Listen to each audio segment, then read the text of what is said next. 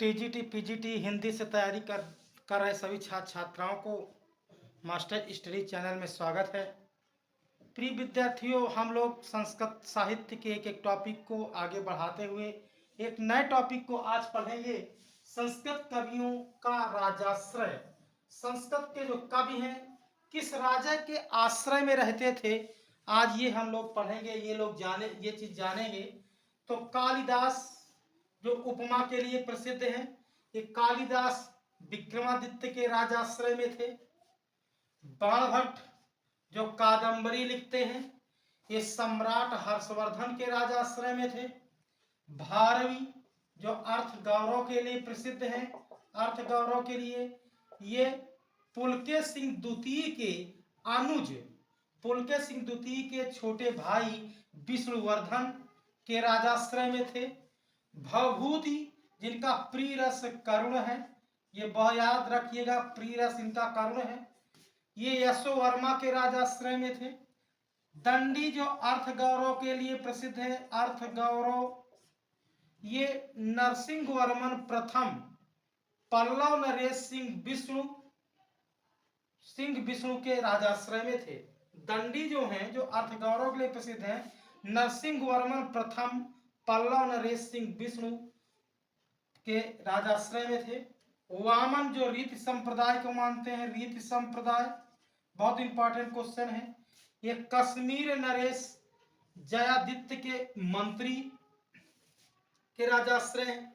आनंदवर्धन ध्वनि संप्रदाय से संबंधित कश्मीर नरेश अवंती वर्मा के राजाश्रय में थे। राजशेखर कन्नौज के शासक महेंद्रपाल और महीपाल दोनों के राजाश्रय में थे। धनंजय जो हैं मालव के परमारवंशी राजा मुंज वाक्यपति के राजाश्रय में थे।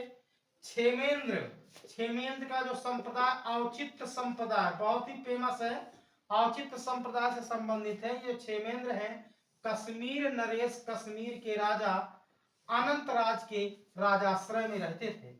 श्रीहर्ष जो नैषधीय चरितम लिखते हैं, ये कन्नौज नरेश जयचंद्र के राजाश्रय में थे। अश्वघोष जो हैं कनिष्क राजा के राजाश्रय में थे। जयदेव, ये वही जयदेव हैं जो गीत गोविंदकार हैं, गीत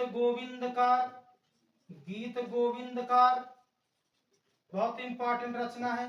ये बंगाल के राजा लक्ष्मण सेन के राजाश्रय में थे। पंडित राज जगन्नाथ शाहजहां के राजाश्रय में थे।